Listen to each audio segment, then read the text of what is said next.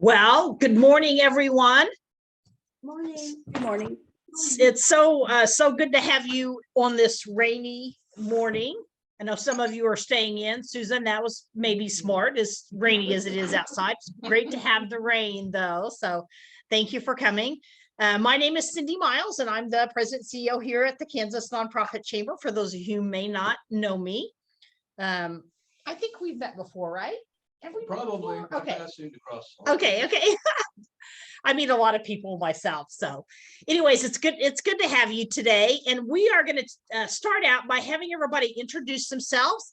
And if you will just tell me your name, the organization that you're representing, and kind of what you hope to get out of today's training. So Susan, since you're on the screen, I'm going to start with you.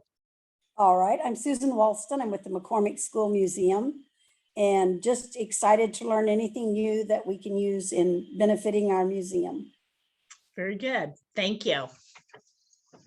Charity? Hello, I'm Charity Heiser. I'm the Executive Director for Camp Quality Kansas, which is a national organization that provides summer camp experiences for kids with cancer. But I'm here as a representative, but I'm just here for myself. I have an interest in data management and donor database, all things donor database. So I thought I'd come check it out and see what Cindy can teach us. So yeah. Very good. I'm Cynthia Davey, McCormick School Museum, and the donor database is a big one. I'm hoping that we can really get a leg up on how and what we can accomplish. Very good. You all want to just introduce yourselves? Go ahead. I'm Lafine. I'm the video guy. I capture some stuff today for the issue. Yes, my name is Monica Shuey, and I'm the owner of Harmony Marketing. Obviously, we offer all kinds of different services, and today we're just going to be, doing a couple of little photos that we may share on social media for Recovery Connect, and just trying to spread the word and trying to get more people to these types of events. That way we can, spread the word. So that's what I'm. Okay. And on last, but maybe least, I'm Dee Starkey. I'm here with the McCormick School Museum and also with Wichita Jazz Festival. Okay. Very good. Wanting same information everybody else wants. Very good. All right. Well, I'm going to share my screen as we get started. So as you may have recognized, Recovery Connect is trying to do a series of programs. They did grant writing earlier this year, and then I've done a couple of things. And one of the things that I did was developing the strategic fundraising plan. And as often as I teach people about fundraising, one of the things that really stumps them is the fact that I talk about that donor database, and some people don't have a donor database. They've not really focused on soliciting individual or major donors. And they so often, they fall into events or grants or asking businesses, but they just don't know how to even start with developing that donor database. So today I am going to talk about how they do that. So they certainly have an idea of, in that strategic fundraising plan, how they kind of find who those donors are. Wait, I'm not going to the next slide. There we go. So first of all, I want to talk about this particular graphic. So I just got the newest graphic. This is from 2021 information. And as you see, in 2021, $484.5 billion was given to nonprofits across the country. So that's a lot. But as you also look at this document and you can see where that money came from, 67% was given by individuals. So that's one of the reasons it's so important to develop that database. 19% was given by foundations.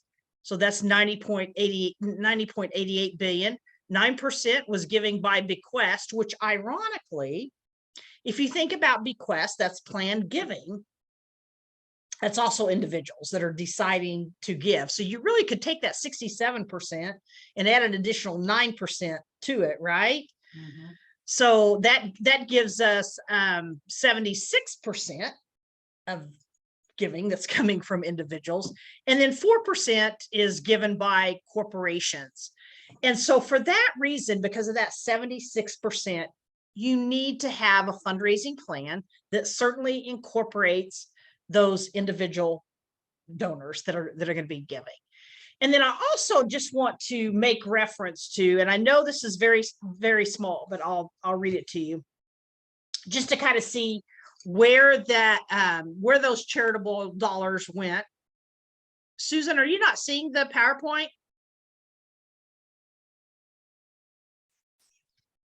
You're muted. You're still muted. How about now? Yeah. Are you not seeing the PowerPoint? Yes, I was wondering if you would make it available to us later. Oh, yes, ma'am. I will always send out the PowerPoint and share it. So you'll have all this information. You're quite welcome. So let's go back to where those charitable dollars went. So 27% went to religion, which is probably not surprising to any of us. There's so many people, again, that, they go to church and they give on a regular basis. 14% went to education, 13% to human services, 13% to grant making foundations. So sometimes that money, came from individuals that goes to those grant making foundations as well. 11% to public society benefit, 8% to health, 5% to international affairs, which is a little higher than what I really kind of expected. But I know there are a lot of organizations that are based in the US doing work internationally on different initiatives. 5% to arts, cultures, and humanities, 3% to environment and animals, and 2% just to individuals. So I want you to notice arts and culture and humanities grew 27.5%. So that's a good sign.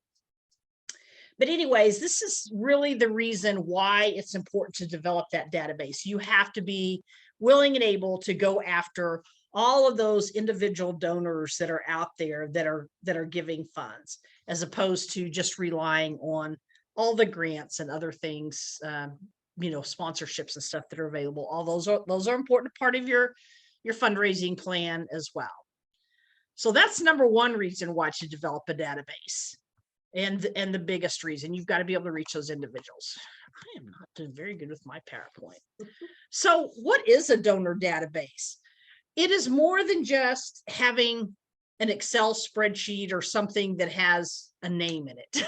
You've got to have more than just the name. A name might be a starting place, but the donor database really is that central hub for you to keep information about prospective, past, current donors.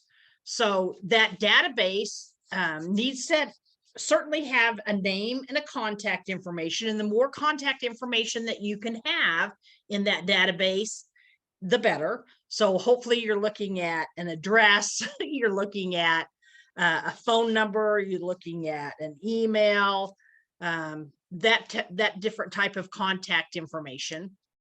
You certainly want to be able to, at some point in time, add to your database any kind of family information. So are they married? Do they have kids? Do they have grandkids? Just stuff that would be important for you to know in relation to how you build your relationship with that person. How do you talk to that person? So you're meeting with them. How are the kids doing? I remember your child just started college. Any kind of information like that can help you with relationship building would be important to include in your donor database. Also, what are their interests? Do they play golf? And of course, you won't have all this up front. You will learn it over time, but it's important to collect all that information, get it in your donor database. Do they play golf? Do they like to watch football? Are they a Chiefs fan? I'm not a Chiefs fan, sorry. But yeah, there's a lot of Chiefs fans out there. What other kind of interest do they have? Do they have an interest in economic development? Do they have an interest in The fact that we have a high population of homeless people, do they have an interest in arts and culture? Do they have an interest in music? Whatever interest you can find out, it's good to start putting that information away in your donor database. And then what are they involved in? Are they involved in church? Are they involved in Wagon Masters? Are they involved in Junior League? What are they just involved in out in the community? Are they involved in the Mental Health and Substance Abuse Coalition? So whatever kinds of things that they might happen to be involved with.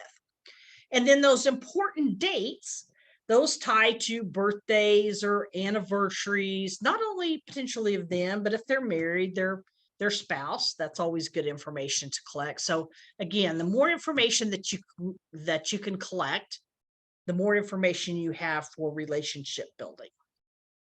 And then giving history. So you might not initially having a giving history, especially if they've not given to the organization before, but you can still find giving information or giving history out there about other organizations that they've potentially given to, even if they haven't given to your organization. So that history, as much as you can collect over time, that history is important to collect, because it will give you an idea of how much money they're potentially giving to organizations overall. Any questions about that? What should be in your donor database, or what the donor database is? So how does the database benefit nonprofits? Well, number one, it helps you keep all information in one place. And Charity, if you have any comments about any of this, I'd love for you to pop in, because I know that you're really an expert in data.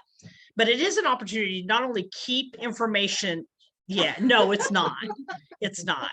It keeps all that information in one place. And not only does it keep all that information in one place, but I want to make sure that you know that keeping that information in one place. And so like Cynthia, in your instance, you don't have any paid staff, but you've got board members that are involved. We all have board members. So as board members get engaged in fundraising, the fact that they can have access to this information, not only access to the information, so if they want to go out and meet with somebody, they know some of this history, but the other thing is it's a great place to coordinate who's asking and who's meeting with and whatever. So yeah, well, not only that, but so, if Charity and I were working together and she served on my board, I didn't go out and meet with somebody and, have a conversation. And then the next day Charity calls and say, hey, I'd like to get together with you. And they say, oh, well, Cindy was just out here, because that's kind of embarrassing. It looks like don't really have things coordinated. You're not really working together. The right arm doesn't know what the left arm is doing. So it really is important to keep all that information in one place. Again, it helps you build those relationships with the donors. You're collecting that information. You can have educated conversations with them about their wife or their kids or their husband, or their involvement in the coalition or whatever it is that they're doing. Having all that information will certainly help you build those relationships with the donors, as well as keep track of those meetings and stuff that you've had with them. It helps identify giving patterns. So if you keep a database and you notice that, this particular donor has given $100 in March and $50 in June, and so on and so forth, you can kind of track, when they like to give, when do they seem to give the most money, and that can give you an idea then of when to make asks. And that's specifically really important with your major donors, to kind of keep an eye on, what those giving patterns are. And you'll see those patterns after a while. And then it provides insight on how to interact with the donors, certainly. So again, addressing those different interests, things that they're passionate about. And that coordination of efforts and the relation building and the ask, which I mentioned earlier, Charity doesn't want to go out and ask the day after I ask, or set a meeting or something like that. So Charity, you got any other ideas on how it benefits nonprofits? I would say, like building relationships with donors, but it helps maintain the longevity of a relationship with donors. Yes. Because we're all, we come and go. Yep. But the organization is there hopefully forever.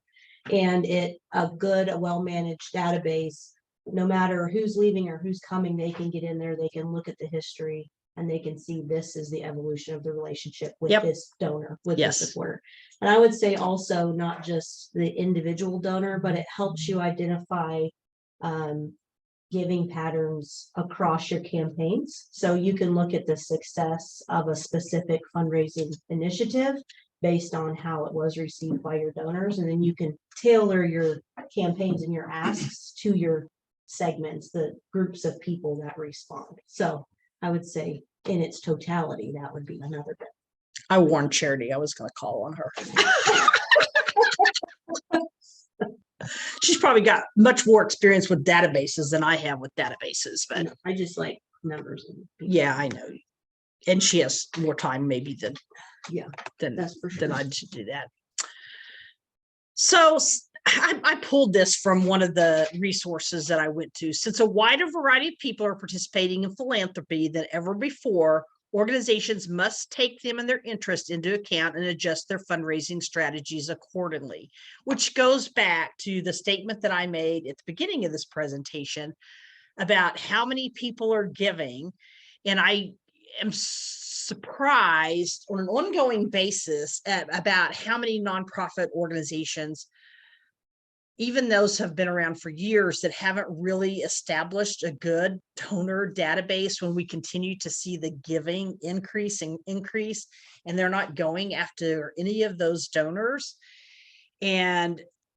Or I talk to them about what their donor database looks like, and they're like, well, we've got a spreadsheet with names and some emails, and they need to have so much more than that. Or we haven't really kept track of who's given when. And so then I'm like, how do you know then when to go out back and ask those people again or anything like that? So it's just such an important part of your overall fundraising strategy. So there's lots of different types of prospects. We're going to talk a little bit today about some of the small donors and the major donors, but certainly, there's businesses, there's sponsors, there's event attendees, which are also, your individual donors. There's foundations, kind of others. Can you all think of?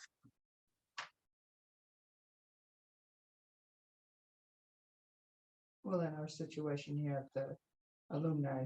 Oh, yes, you're right. Absolutely. Absolutely. Alumni. Volunteers are often Volunteers. Yep. donors too, or evolve into donors. Yep. Other thoughts? I think we like to think of recipients as giving back, but that does not always happen. Yep. You're right. You're right. They don't always give back. Okay. Well, like I said, we're going to talk a little bit more about small donors and major donors. So let's talk about regular donor prospects. When I challenge nonprofits to start when they don't have any kind of donor database at all, and they need to start someplace. And often I am working with organizations that have no donor database whatsoever. So when you're starting with that donor database, I challenge nonprofit organizations to identify at least 100 and keep growing from there. It's different with your major donors, which we'll talk about. But if you can identify 100, like I said, you could keep growing from there. So the closer you are to people, the more likely they are to give. So we'll think about, as we develop that donor database, the people that are closest to us. Those are the first people that we'll want to identify on our database. And then we also want to think about who would likely feel moved by the mission of the organization. So again, you mentioned alumni was mentioned, you mentioned alumni, right? Alumni was mentioned, those people that maybe come visit the museum, those type of people, they might feel more moved to give to the mission. So those are really kind of some starting points for actually identifying who your regular donor prospects. And I think those are small donors. Okay. So we're talking about small donors. So here we go. When you start to build that list, when you're looking for finding prospects, you are going to want to start with sitting down and brainstorming who your friends are, who your family members are, what colleagues you have, what clients you have, what neighbors, who your neighbors are, old classmates potentially, because you never know what those old classmates are doing, potentially parents from school, so parents of your kids or whatever, businesses, vendors, doctors. When I was doing a fundraising campaign, I actually solicited my doctor for a donation. She actually gave me a donation. So I don't know that everybody thinks about asking their doctor, but you just never We did, know. and the doctor said, oh yeah, that's a Yeah, great thing, but then they didn't do it. They didn't do it. I had Oh, 2 or 3 contacts, says, oh yeah, I'll give them, and no, they didn't follow through. I don't okay. know how to have done that. Yeah. I mean, So your church, people that you go to church with, certainly any kind of clubs that you might be involved in or other organizations that you might be involved in, and then some of the groups that you're in. So really the point is to sit down and brainstorm about basically everybody you know. I know that seems wild, but it's the best way to kind of get started. And what I'm going to challenge you right now to do is I want to take 5 minutes and I want to let everybody get your paper out. You got enough paper? You write small. Okay. he does right. I want to give you all 5 minutes, and I want to challenge you to think about, let's go back to this slide. Who are some people that you could write down on your list? All right, 5 minutes. Specifically or in general? Specifically, if you were to think of this list of people, friends, family, colleagues, clients, neighbors, you see the list up there. Who are the people that you know that you could potentially start out with on your list?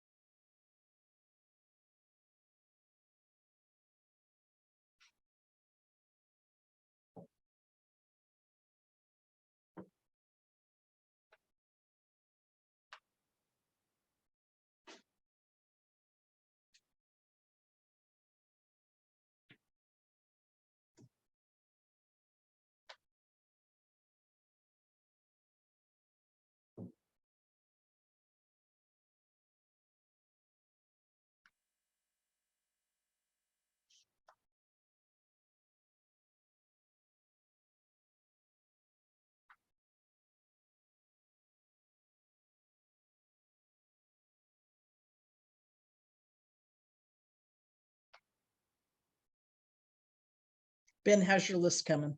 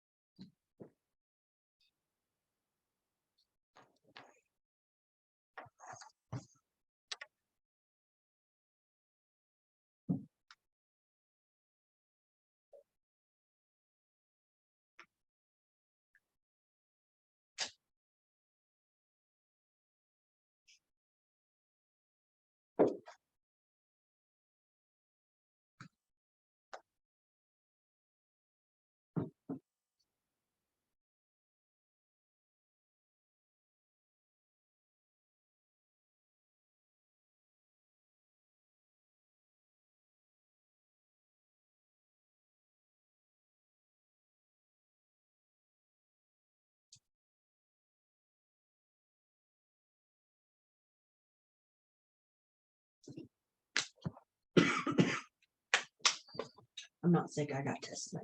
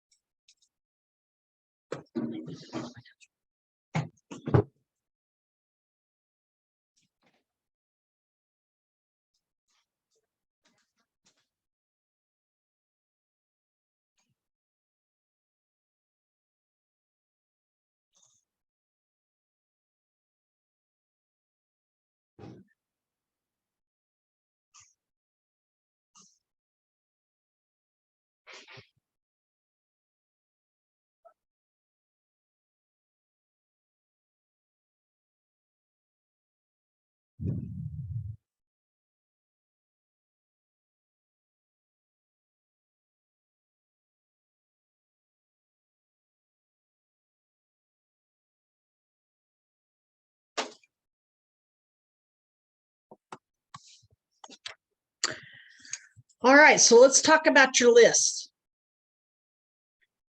Cynthia, how many people do you have on your list? 1, 2, 4, 6, 7, 8, 9, 10, 11, 12, 13, 14, 16, 17, 19. I'm looking for the name. I know who she is, but I can't. How about you, gentlemen? How many people are on your list? Falls County. About 13. 13. There's more. I'm only in the C's. I didn't get specific on going after names, but I just thought kind of duplicating Uh-huh. information we had. Yep. Your board members, friends of the board members, Yep. friends, family of board members, Yep. alumni, stuff that you mentioned. But also it occurred to me, social media Q&A. Hey, Yep. I'm doing this, or remember that time? Oh, Yes. yeah, I did that back in 78. And then they know what it is. Right. Yeah, I'm thinking of the Jazz Festival. We've been around Yep. 50 years, but we're still a shoestring organization. Yes, And times have changed, of course, they have. culturally. Then fellow members of other organizations, hey, we're in 3 different things that, well, I see you every 2 days. Yes. And then having a listing of mutual interest organizations, hey, the XYZ, they're always on our side when something happens. Yes. So knowing who their key people are and being able to, hey, the ABC outfit is going to do this, and you guys have always. So yeah, leaving out of specifics, then I think, okay, I've got my 100. Yeah, right. Get more Oh, detail. it would be. It adds up Everything quickly, needs to doesn't be it? Doesn't it? numbered Charity, how much did you get on your list? I went more generals, but I don't know how many I wrote out. 1, 2, 3, 4. 13, but these are like organizations, Sure. plus segments of people. Yeah. Well, I guess like 25, but they're segments, so it's not specific people, it's Certainly. segments of people. Yep. Yeah. What about you, Susan? What's your list Get look about like? 20, but You mine got also, 20. yeah, mixed Okay. with individuals and companies. Okay, okay.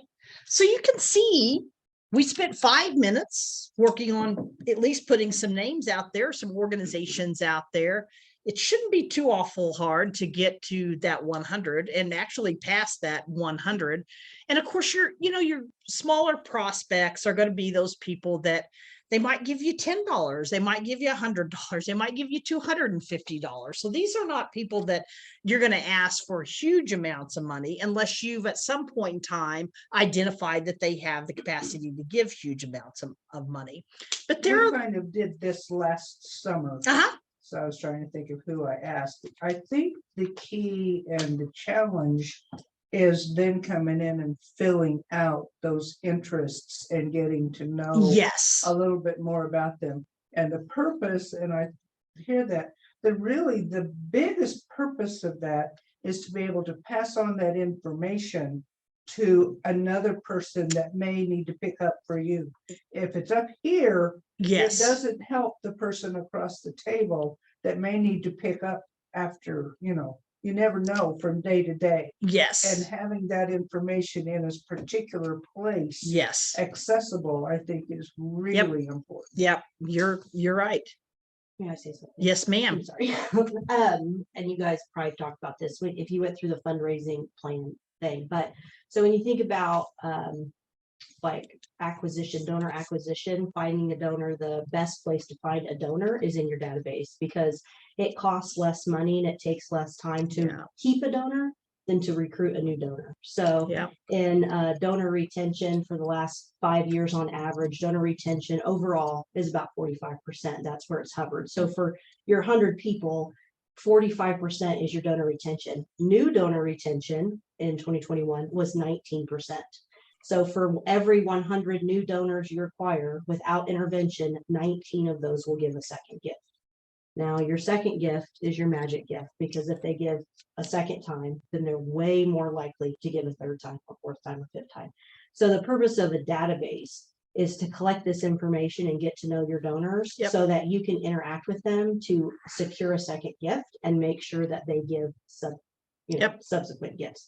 Because if they're only hearing from you once a year and you're just asking money once a year, the yeah, likelihood that you're going to get a second gift, third gift, fourth gift is much lower, especially when there are all these great organizations out there vying for the Yes. attention. So, Yep. like Cindy said, keeping track of that interest and information so that you can, I think it's 3, like the ideal touch points is 3 between an ask. So Yep. you make an ask, you get a gift. You should interact with that donor 3 times before you ask them for more money. Oh, And keeping track of that stuff Yep.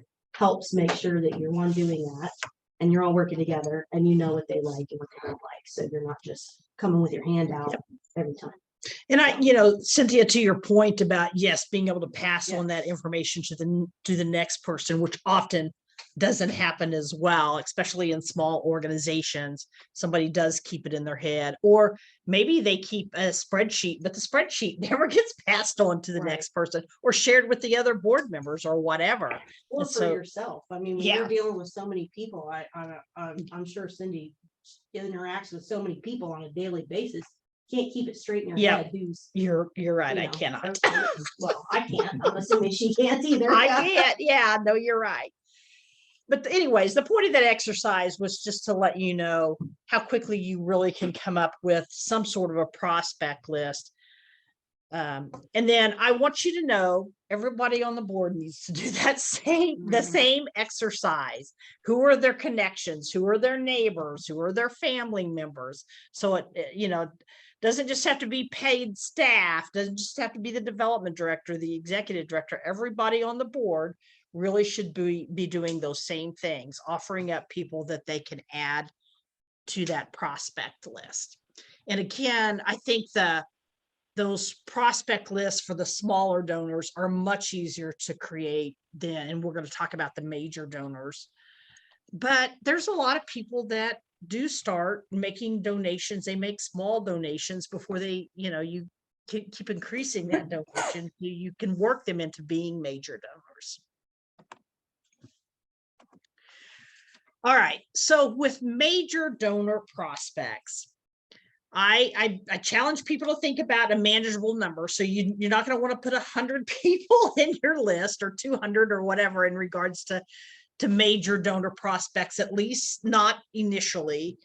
I have challenged organizations to identify 20 potential major donors and start focusing really on 5 or 10. That's that's manageable, because with your major donors, you're going to collect a lot more of that information that I just talked about in the database. Not every donor that gives $5, do you need to know who their spouse is and who their kids are, but you need to collect that information for your major donors. What do you consider a major donor? So I would say anybody that gives $2,500 or more. I don't, what would you consider a major donor? I would say it depends on the organization. Well, or Yeah. the individual, yeah, I if guess. You look at all of your donors. I mean, I would pick maybe your top 10% and Yeah. see where that is, but I would say most organizations, $1,000, either $1,000 gift or like 2,500 cumulative. Yep. Over a year's time, I would consider that a major donor for. In the solicitation process, you also, when we get up talking major donors, you need to share with them what the benefits will be. You're gonna get a coffee mug and a book bag, or these sorts of things, or at what point, what am I getting for this? Or because some are not out of the goodness of their heart, oh, that's a great cause, yes, here's $5,000. Yeah, it really depends on who you're talking Yeah, to. I mean, and I had this conversation with somebody not too long ago. I've given to organizations for years, and I honestly don't care whether I get another coffee cup. I have plenty of that's or another thing. any other kind of, and any other kind of thing like that. And I talk about when I talk about creating the strategic fundraising plan, the simplicity of the ask, and not how some organizations or individuals are hesitant to give if you come forth bringing goods because they want their money to be spent on the mission of the organization, not on buying them coffee cups or plaques or those types of things. And so I talk about the work that I did with a gentleman that used to be out at Spirit that managed to give a lot of their giving. And he really disliked it when somebody even came forth with a really fancy package to make it, of stuff that was printed that was expensive, to make an ask of the organization, because every time he questioned whether or not the money was really being spent on what the money should be being spent on, instead of printing out expensive stuff, paper packets, whatever, that was going to just end up in the trash. Yeah, and you hear the horror stories about the organization you've heard of that has a great cause, and then you find out their administrative costs are. Yes.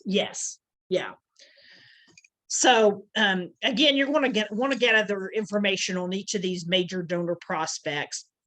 And then as you identify your 5 or 10, I would challenge you to also set some simple goals in regards to what kind of solicitation amount at some point in time, not immediately, but at some point in time after you've cultivated that relationship, what kind of solicitation amount do you want to first, I'm going to use the word, hit them up for? Make it ask for.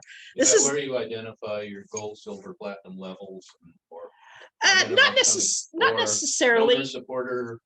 Yeah, not necessarily. This is just more about kind of figuring out how much money do you want to start asking them for, and then what is it that you specifically want this particular donor to fund? Do you have something in mind that you want them to fund?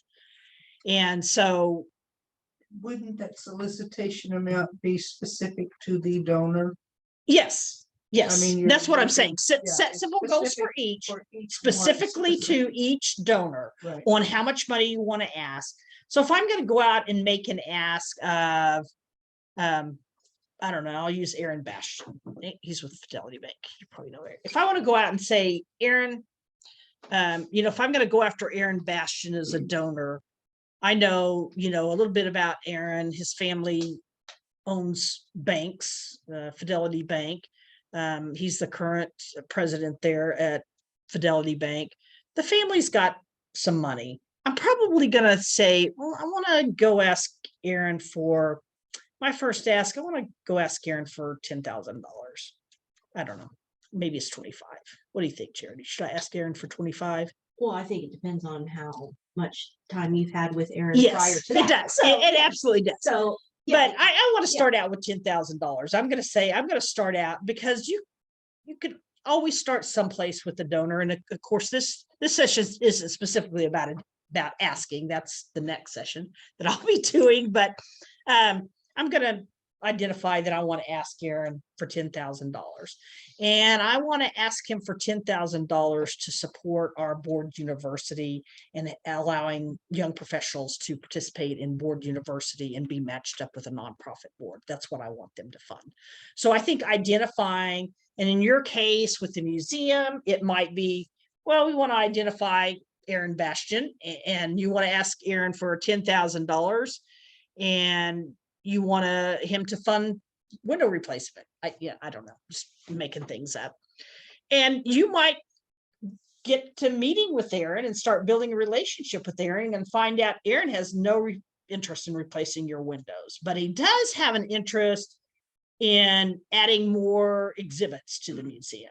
So maybe that's then what you want him to fund, but you'll only learn that by building that relationship. With with Aaron. someone, this is something that, what I hear is, okay, so you're talking about this Aaron Bastian. Don't tell How him. am I? No, no. Cindy said, yeah. The point is that he's a well-known philanthropist. Yes. He's in the community. Yes. He meets lots of people. How in the world am I supposed to get this relationship even started? How do I even go? I mean, if you're not going to have for a specific reason, for solicitation or for whatever, how do I build this relationship? What vehicle do I have to go to him on any basis? Yeah, so I'm not going to go deep into that because that's in making me ask. And this is about the donor database. Okay, But I Got mean, it. you would reach out to Aaron, you would reach out probably to Aaron and or his secretary, his administrative assistant, and work to schedule a meeting with him just to educate him about McCormick Museum, because assuming that he knows nothing about McCormick, you'd want to just really have an initial meet and greet okay, kind of I'll be thing. patient. Yeah. We'll Okay. we'll focus on our database. I'll again insert myself into this. Yes, insert Um, yourself. So like, as far as the database goes, let's say you do have a database and you have identified him as a prospect Mhm. and he's in your database as a prospect. Ideally, in your database, you would have his contact information, you would have that he works at Fidelity, you would have his wife, and this is where she works, you would have his LinkedIn profile, you would have all of this other information, and then you click on his LinkedIn file and you see, oh, he's got a connection with this board member or this other major donor that I have. And then together you can say, hey, I would like to see if he's interested. Could you facilitate an introduction? Yes. Could you bring a tour? So that's kind of how a database works. It kind of works as like connecting pieces so that you can use it as a living, breathing. It's not just a repository for information of Right. stuff that's happened. It's something that you can go into and find information that's going to be helpful for you to make connections. And that's kind of the whole goal, is it's Making a place for you to connections. store your connections and your info. Initially, Google the person's name and you'll find out. so Oh, much gosh, is yeah, public. right? And of course, everything on the internet is true. Yeah, but, No. it's a clue in a bigger mysterious way. I look at that. And Yeah. the case is all, yeah. You mentioned LinkedIn. I've Mhm. seen this before. There's several people when I say, do you have LinkedIn? Mhm. Well, I do, but I don't do anything with it because they just inundate you and I don't want to have Yeah, anything to do there with it. are. But as our organization, do we need to have our organization linked in, or does it have to be an individual? It doesn't have to be an individual. You could certainly, I mean, the Kansas Nonprofit Chamber has a LinkedIn account. I have my own LinkedIn account. I connect with people through both of those accounts. So, But you can also creep on people without. a oh, LinkedIn you account. can. You can creep on people. Yes. That's Okay, called that's stalking. probably gone down Yeah. another one too. Okay, So how do you find those some of those prospects for major donors? If if you're not just out in the community a lot, you really don't have a lot of connections, you don't know. Here's a few places that you could potentially look for people who are wealthier information about them, or just identifying who they are. So some sort of a business newspaper. The Business Journal is one that I can think of, but I know that there's others around that you might, explore. Certainly the Wichita Business Journal has a book of list, which I'm always fascinated with because it comes out at the first of a year to cover the previous year. And of course, the Business Journal, I don't care much for the Business Journal overall as far as really getting into reading a lot of the documents, but I love the information I can gather from the Business Journal. And every week in the Business Journal, and I generally can find a subscription for $69 or $75 if I find one of their deals. But every week they have a they have a list, and it's the top 25 employers. It's the top 25 banks based on wealth. It's the top, and it always has not only the names of the organizations, but it lists who's their primary contact, what's their phone number, what's their email address. And so I like to creep, as Charity says, on the book of lists to find out, what information I can get about the biggest organizations or wealth managers or whatever there are out there. So I think that's a great place to find prospects. Social magazines. So we have Splurge around. You flip through Splurge and see That's who's in. just amazing because it's the party and look at all the people. And Yes. You know a couple of them. And then on the other side is the advertising that they paid for. Oh, to yeah, have it is. it's just so You're right. predictable. It is. But you do find a lot of people that have wealth that are in that magazine. So The usual suspects. the usual suspects, there's a reason why they're being invited to all these different Oh, yeah. parties, is because they have money. Social media, certainly. And I know we talked about LinkedIn, donor walls. So I think you all have heard me in the past mention when I go into organizations, and if I see a donor wall, I go see who's donated to that organization. Certainly 990s. So 990s are, of course, the report of income that nonprofits do. And those are all available publicly on the IRS website. You can go look at who the top donors are for the organization. And actually, anybody that gives a combined gift of $5,000 or more should be listed on that 990 because they're required to list them on the 990. So certainly you can get names and find out who's donating to what organization. You can purchase lists. They're expensive, but there are data lists out there of donors that you can certainly spend some money and purchase those lists. I've never purchased one. I couldn't tell you how much they cost. I used to purchase lists when I worked at Butler Community College for other marketing purposes. Those lists were very expensive, several $1,000s. But where else do you find prospects for your database, or do you think you could find prospects for your database in regards to major donors?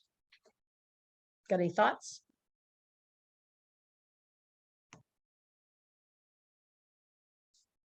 Susan, any thoughts? Charity, any thoughts? Well, I would say people that are coming to the festival, if they're signing up somehow, or you're able to collect their information. Get some information and make the process easy. Yes. Not a Yes, 20 questions. yes, 5 absolutely. questions that you can get QR information code, from. Yeah, Yeah. people that take a tour of the museum as they check in, that stuff. Yep. I mean, anytime that you can find someone who's already engaged with your organization in some capacity, they're gonna be a better prospect than just some Yep. cold list. Purchase lists, Association of Fundraising Professionals, I think they say to raise $1 with a purchase list, it costs like, I think $1.35 to raise $1 from a purchase list, because you get your money back on the second gift. So if you do a mail appeal with a purchase list, you're not gonna make your money off of those. You're gonna make it on subsequent gifts, assuming Yeah. you have a second gift strategy. So keep that in mind. But yeah, I would. Yeah. But again, these are places that you can potentially find your major donor prospects that might not be the people that are just from your friends list and your doctor and your neighbor and those. Annual reports for your best competitors or people in. Yeah, you're serious, right. like people do. They- Annual And reports. they'll tell you exactly what the category is and where they gave and how much they gave and where they fall. Yep. And then using property search records to figure out where their home address is. That's We can talk about that. Yeah. So let's talk a little bit about major prospect research. So this research really kind of helps you understand what the likelihood is of this person that you've identified as a major prospect. What's the likelihood that they would give? It does help you find relevant background information on those major donors. And ironically, as was mentioned earlier, Google is a wonderful tool for finding out information about anybody and everybody. You can even find out somebody's address. This is terrible that I'm going to say this, but you can find out somebody's address. You can go look up that address. You can use the satellite to find out how big their house is, which probably tells you whether or not they have, a certain amount of money. So Susan, did you have a question? No, I'm sorry. Okay, no, you're not. No, it's fine. I just wanted to make sure. So you're going to seek philanthropic and wealth data about these individuals that you're researching. And basically what you're looking to do is really kind of determine what is their capacity and willingness to give. So this is all important information for your major donors. So some of the wealth indicators that you're going to be trying to find out about as you identify these major donors are real estate ownership. So do they, do they own a lot of real estate? Because that's often a sign that they have some sort of wealth. What are their business affiliations? Who are they hanging out with? Who are they doing business with? They're often other people that are wealthy. What is their political giving like?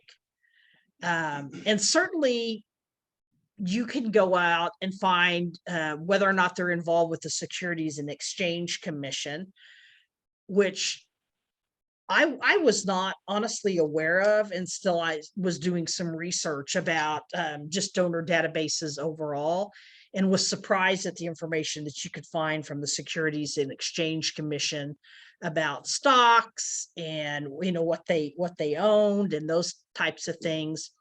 And then the other things are the philanthropic indicators that you might find out there. So you want to these are the things that you'll want to be researching, looking for as you're trying to identify these major prospects, these major donor prospects.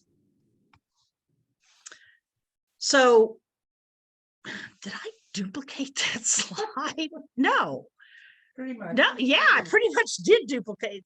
Just I don't know put it in how I different did format. that. Yeah, why did I do that? You must have thought it was important enough. to go over Yeah, again. well, I want you to know that twice. So, so just make sure that you're looking for these things. And I can tell you, real estate ownership, if you were looking for real estate ownership in Sedgwick County per se, the county has a site that you can go up and you can look at people's names, their GIS site, or a database related to property taxes that you can go to and look at and find what kind of real estate that they own in the area, at least in Sedgwick County. Certainly political giving back to the Securities and Exchange Commission. Often it lists political giving as well. If they're giving a lot to a political party, they probably have some sort of wealth. So the other thing is you want to continue to grow your list. They are the foundation for your fundraising. So we saw how easy it was to potentially put together 100 prospects. Maybe you want to, for your small donors, maybe you want to, move on and set a goal of 500 prospects. Those small prospects, whether you're going to do annual appeals, however you're going to, if you're going to do appeals 4 times of the year, you're going to send an email appeal, whatever. it's going to require a lot more of those small donors than it is major donors, of course. So another reason to continue to grow those lists, and continually be doing that work. So, you know, at the museum, for instance, as you have people that come to the museum, they come to events, whatever, you might want, those would probably be people that you know, if you can collect information on, you want to continue to add to that list, send out an annual appeal or your, you know, quarterly appeal or whatever it is that you do. As Charity said, asking just once a year really is not, it's, you know, really not enough. And never limit your list by who you think will give, because you never really know until you've made an ask of somebody. You really don't have a good idea of who's going to give. I know when I asked my doctor for money, I thought, well, it's a long shot, but I'm going to ask her for money anyways. And she gave. So I'd been seeing her for a number of years. It made sense to me that she should give. But I have to tell you, I was a little surprised when she did, but that just goes to show that we, you know, sometimes you want to say, well, you know, I'm going to put these people on my list, but they'll never give. And we just don't know. So don't limit your list by that specific information. So your mission matters. Raising money for your mission is important, and it's necessary to carry out the mission. So you need to be able to communicate that when you're communicating to those people on your prospect list, and your own personal contacts are the best way to start your fundraising efforts. So those people that are closest to you are most likely to give first. You know, if I ask my daughters to give to something, they're likely to give me something. If I ask Charity might even give me something, right? Charity, you might give me $5. I would, but you have to be careful, because if Cindy leaves the organization, and so does Charity's money, if I'm giving to Cindy, my friend, and not Yes, organization. yeah, the organization. so making Yes. that handoff Yep. to the organization is, again, goes back to the relationship building. But yes, I would definitely give it, Thank you, Charity, for giving. even if it's just unsolicited information for each.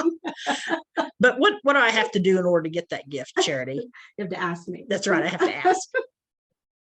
We always joke about, you know, the number one reason people don't give us because they're never asked, and we have to remember that. is In the one. last, Well, one of the things I've seen since I started this semester, I'm realizing that asking doesn't mean standing up in front of a group of 100 people and saying, we need money, no, No. or we need a volunteer, or we need a this or No. that, because it's real easy for that person to say, oh, there's somebody over there that'll do that. It has to be personal. it does. It does. It definitely has to be. And the bigger the gift that you're asking, the more personal it really has to be. So let's talk about keeping that database clean. I've seen recommendations that, you know, if you've got somebody in your database, especially those small donors, and they haven't given after 2-3 years, keep the database clean. What do you think about that, Charity? I would say 3 years 3 of years. inactivity with no asks. So if you haven't asked them for 3 years. and they Well, haven't that's asked, totally different, yeah. But if you, like, yeah, I would say two to Yeah. 3 years with no contact, no asks. Yeah. Yeah. If they just Would don't, you put those people Mark them into inactive. like an inactive, and in other words, completely get rid of them, or put I them mean- into an inactive in case there's something on. down the me, line? I'd probably put them in active, but My- that's not always My the best. opinion is, I would say it depends on your database that you're using and how many records that you have. Yes, like that's what true. Your licensing allows. If you Yep. have, you know, if you're allowed to have 1,000 records and you've got 750 filled up with inactives. Yeah, Mm, you I don't want to would do look at that. Clearing that out, but Yeah. also looking at, you know, if they've only given one time and that was a memorial gift in honor of someone's, or in memory of someone's passing, that person's probably not going to give again. They gave because of that. So Yeah. looking at that, but that goes back to the type of information that you're keeping in your database. So Yep. I would say, yeah, 3 years, 2-3 years, 3 Yeah. years, no ask, no, or with an ask and no giving. Yeah. We kind of follow that model some here at the Kansas Nonprofit Chamber as well, as in regards to prospective members, you know.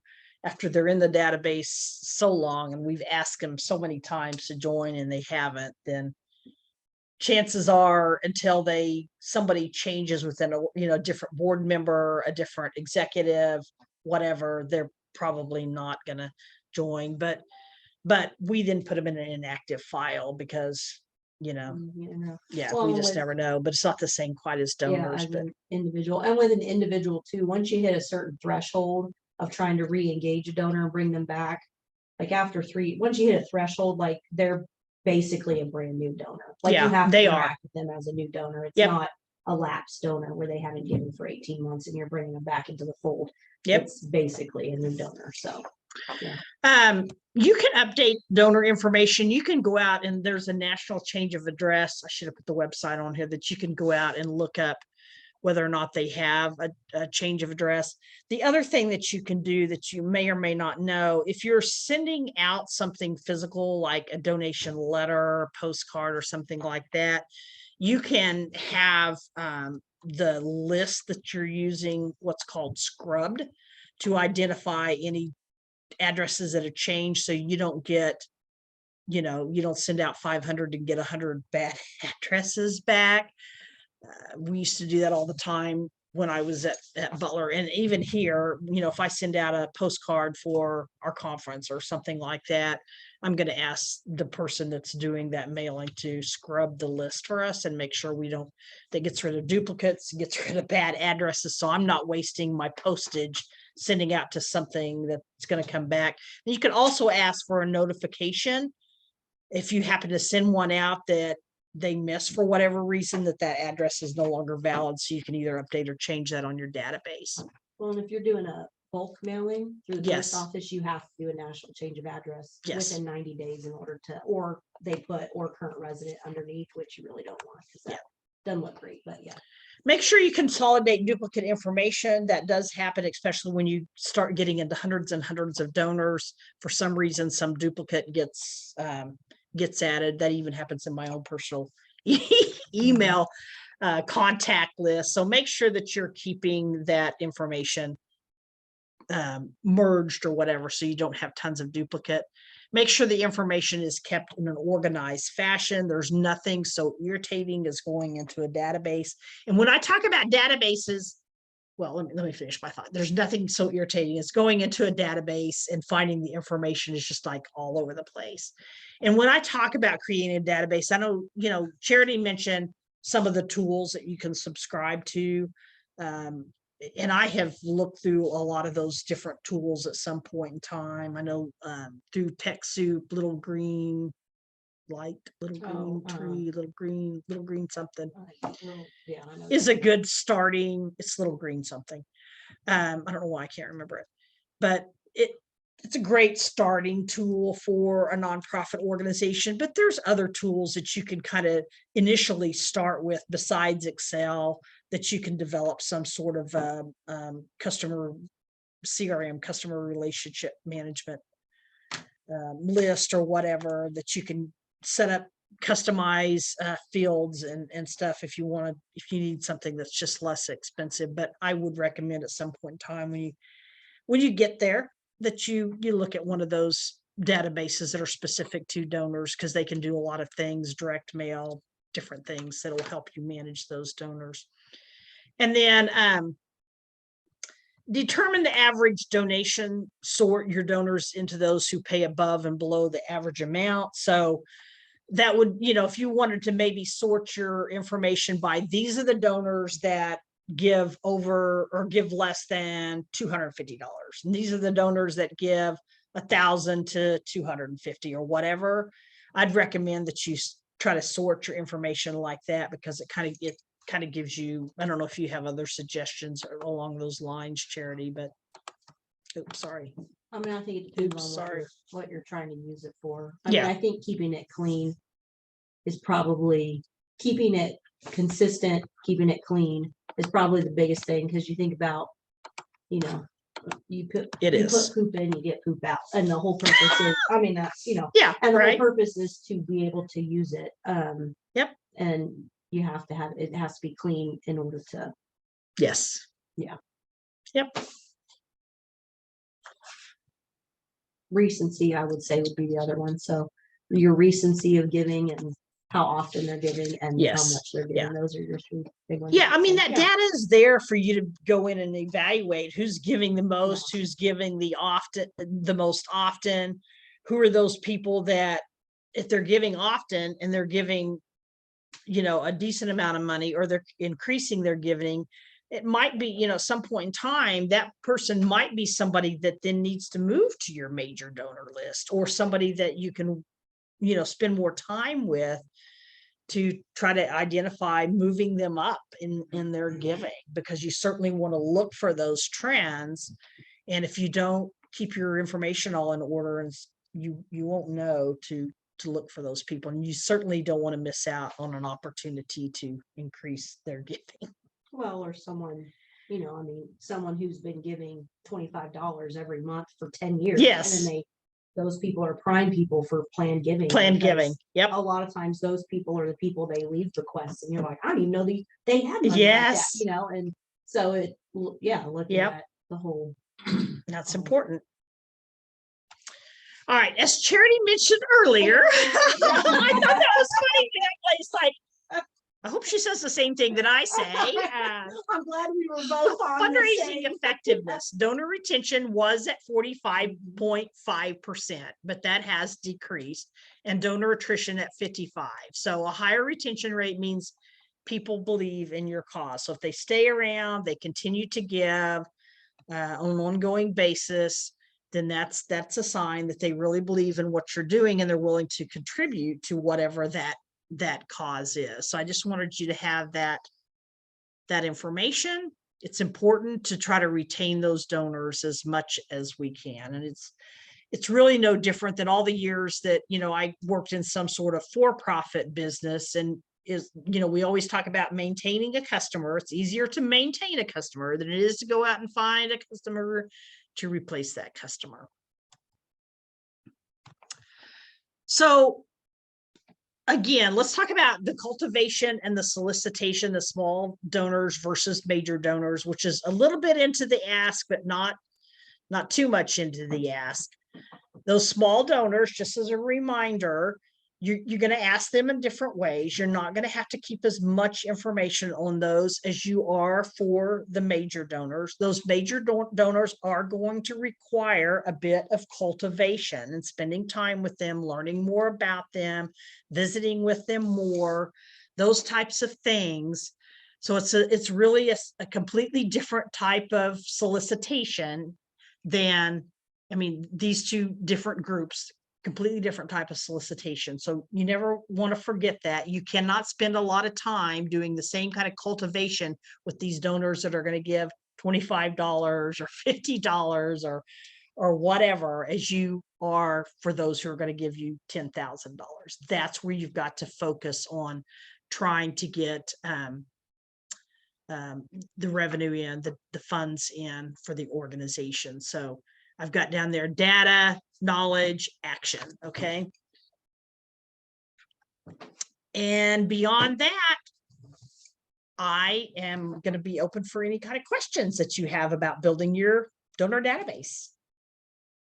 Is there a dictionary or thesaurus or something that these are the ways to word your solicitation so that it appeals, rather than just, oh, here's the same old cliche, hey, give me some money. Yeah. I've got a good cause. Gosh. Yeah. I don't know that there's a dictionary, but I tell you, there is so many different types of solicitation letters and all also, out on Google. yeah, that a good cause you donate to, then you find out they're sharing my name with 20 other organizations that have similar interests. And then I get these 19, Yes. oh, here's more notepads, or here's mailing stickers. Right. And for me, since my name is D, if it says Ms. D Starkey, Oh, I say they haven't done their homework. yeah. Yeah, that's frustrating, right? So, and I just, okay, oh, there's a notepad. I'll say that. Yeah. I've done that. Yeah. Charity and I were talking before you came about the little There's so many of them. return labels that you Yeah. get. I've never had to buy a return label in I don't know how many Yeah, years. and my first thought is they're spending money on this because Yes. they'll throw it away. Yeah. They could. Yeah.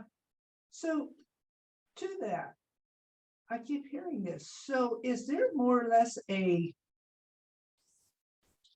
trend that is pretty pervasive that people really don't want stuff for their donation? Is it, I mean, I'm hearing you, I'm hearing you. I think there are some people, and they're probably more of some of the small donors than those major donors. But As far as the different way of approaching. yeah, I mean, I think it depends on, and goes back to the whole donor database and the importance of it. It really comes down to learning the motivations of your it donors does. Yeah. and customizing an experience for Yes. them. So you Yeah. might like swag, and I might know that, and I might give you a little mug on your 2-year anniversary or your, I don't know, 10th gift with us, and be like, hey, or and that might be something that you like and is important, and it Yep. gives you, and you might hate that stuff, and you might want an update. Hey, I have this kid come to the museum and they were really excited about this exhibit, and I just Yep. wanted to share this experience with you. So collecting that information and putting it in the donor and the database, that's kind of what the database. Yes. So it really, Yeah. it depends, Yeah. it really depends. It does. Um, It does. So the title of this is Developing the Donor Database. Are we Yes. going to look next time on the vehicles for this database? I mean, we haven't talked anything That was about my where to question. put, What where you are we guys gonna are put using. all of this wonderful information? What vehicles are out there Yeah. Well, besides the Excel? Are we going to look at that next time, or is? no, that but that's part of- something that we can certainly talk about. And as I mentioned, Little Green. I don't know what I'm Little not green sure what it's called. something. I think it depends on what are you guys currently using? Excel. Excel. Yeah. Okay. And and I'm very proficient in Excel, so I mean, I can do calculations and. If I you mean, had I to put used a to work number with on it. 100 columns and Yeah. thousands of documents, So it so, works for you right Well, now. Yeah. but I don't know, some of this information that you're suggesting would be very awkward in Excel because you're limited to this cell. You're And if right. you're trying to put information, it would get really messy. Yes. And did you say that the Past Perfect software. has a donor Yeah. database, right? Has a donor database in it, and Excel does transfer to that. We have no one Yeah. with technical skills that know how to do that, but that's accessible, and we would have to up our expenditure for A second multiples Users. users. Yeah. essentially. And what's it called? Pass. Past Perfect Perfect. PPS Yeah. software. It's quite Well, I think I really need to spend some time and look at Pervasive. that and see. Yeah, How, because I imagine. mean, I've used a lot of like SPSS, I've used Access. I've Yeah. used, a lot That of. little green light. Little Green Light. Thank you. I can never remember. It's Little Green Tree, Little Green. But And you mentioned TechSoup. Are you talking about TechSoup from the standpoint of getting a database, or that they have? What do you mean by TechSoup? How does that- TechSoup. I know what it is. we Okay, have it. so they often offer different types of donor management softwares at a discount rate. I did Okay. not go into donor management softwares today because there are dozens and dozens, Okay. maybe more than dozens. There's a lot.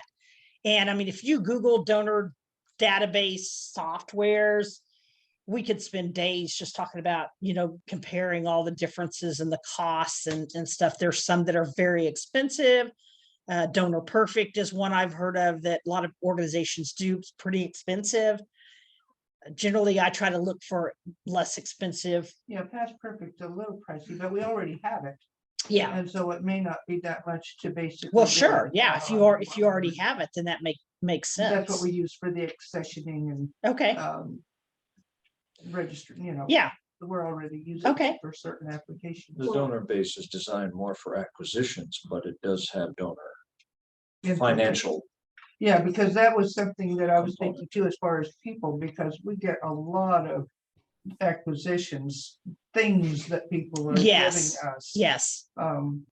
So that is another, if they're interested enough to give stuff, then maybe they would be interested in helping to maintain that. stuff. Yes. Yes. So, Yep, And I would say and this is just me, personal experience, when I go into looking at databases, like what kind of database an organization needs, it's really what are you hoping to use the data for? And just because you can collect the information doesn't mean you should, because just because I know your color's purple doesn't mean I'm going to be able to use that, and doesn't mean I'm going to be able to use that in large scale. yes, So, if I want to know the gender of everyone because I want, or whether or not you're a mother, because I'm going to do a Mother's Day tea and I can query that information out and it's usable, yes, that's more beneficial than just being able to look into one record and saying, oh, this is, so that's important, but then also looking at it collectively. mhm.